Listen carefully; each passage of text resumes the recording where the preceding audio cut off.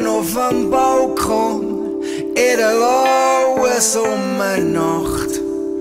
Und der Mond scheint mir auf trüben, ohne Fische, immer noch im Trüben.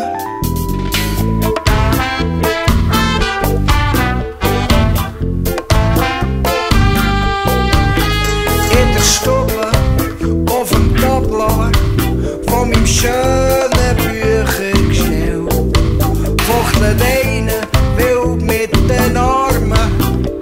Die Tonne ist schon längstens abgestellt.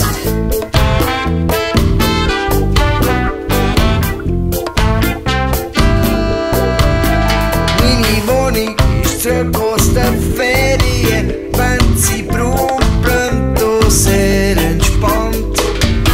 Und wir zwei vertragen uns wieder so einigermaßen. Und Frau Lichti, die über uns wohnt und grad eine Ländersendung schaut.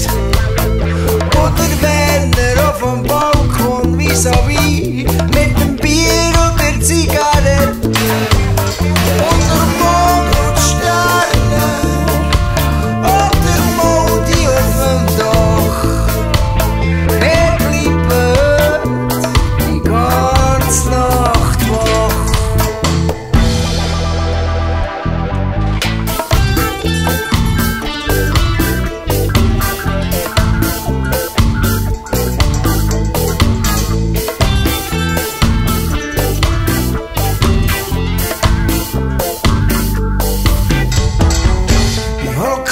Auf dem Balkon in der lauen Sommernacht.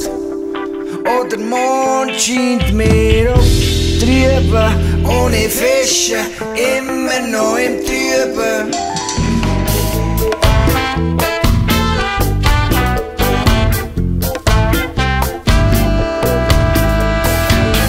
Hocken auf dem Balkon in der lauen Sommernacht. Scheint mir auf Bilder und ich seh immer noch nicht durch. Auf Frau Lichti, die über uns wohnt und grad eine Ländersendung schaut.